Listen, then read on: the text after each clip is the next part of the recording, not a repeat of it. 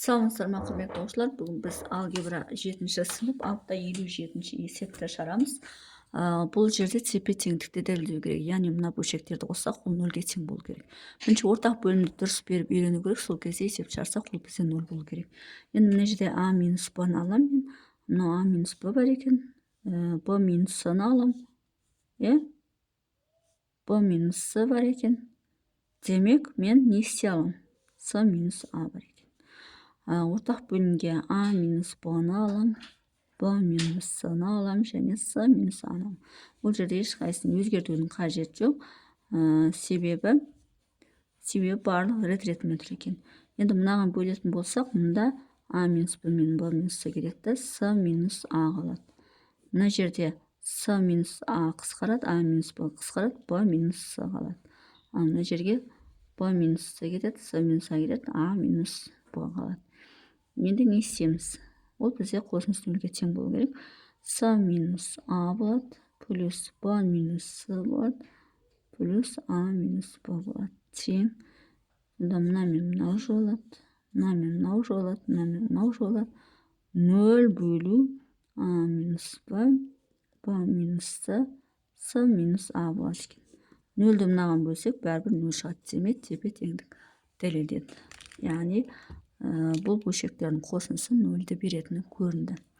Енді екінші есеп шығарамыз. Екінші есеп бізде ax плюс by бөлінген a минус b x плюс y минус bx минус ay бөлінген a плюс b x плюс y.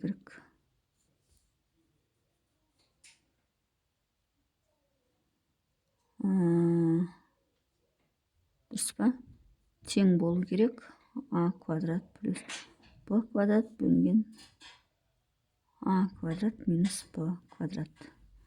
Сонда мына бөлшекті қоссақ, бізде мына бөлшек шығу керек. А квадрат плюс б квадрат, а квадрат минус б квадрат. Енді ортақ бөлім. Мына екеуінде де бар екен, соны аламыз, x плюс y-ті. И мынаны аламыз, мынада жоқ. Мынаны аламыз, анада жоқ.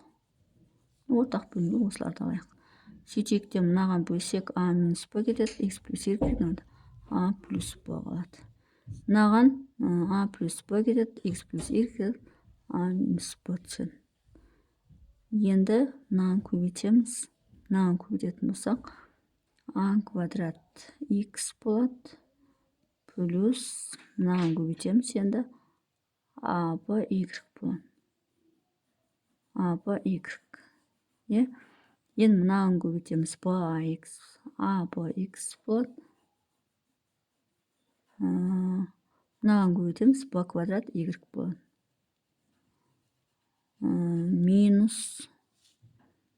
Минусты алдына қойып қояйық, сөйтіп мына екеуін көбейтеміз. А б x болады.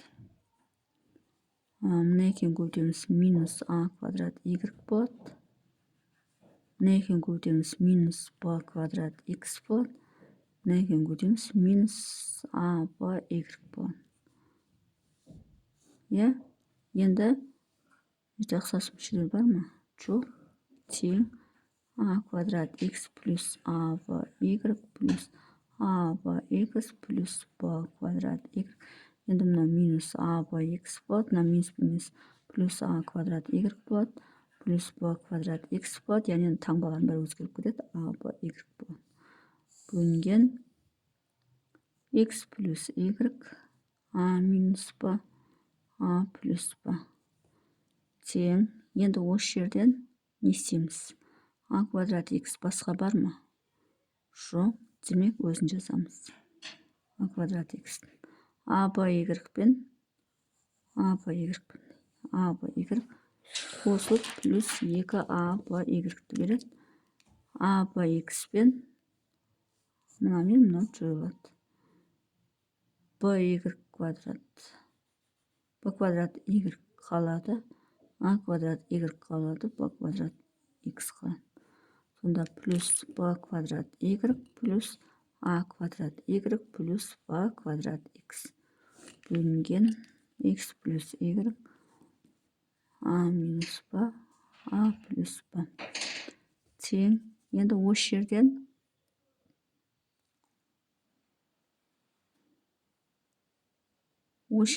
енді ұқсас мүшелерді біріктіру керек.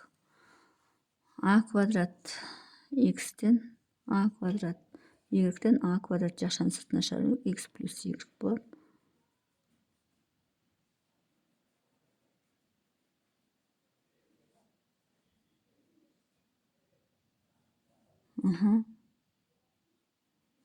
Мынадан b квадрат шығарып жіберейін. Сонда x плюс y болады. Плюс 2ab y. Енді бұл жерде ше 2ab y жоқ болып кету керек. Негізі қай жерден қателестік?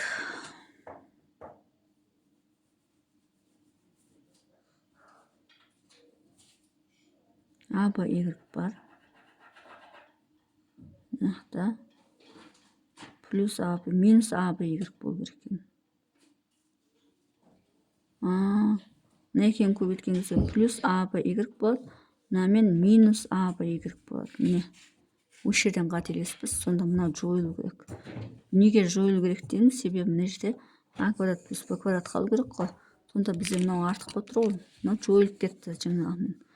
Сөйтеді дағыны мына жерде x плюс y а минус b а плюс b.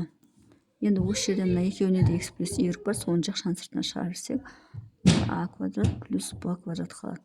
Бөлінген x плюс y а квадрат минус b квадрат. Мына екеуін көбейтіп жіберсек сондай болады.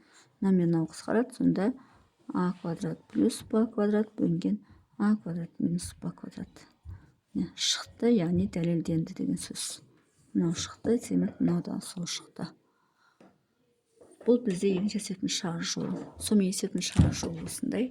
Егер есептің шығару жолы түсінікті болса, лайк басып, комментарий жазып, каналыма тіркеліп кетсеңіздер болады.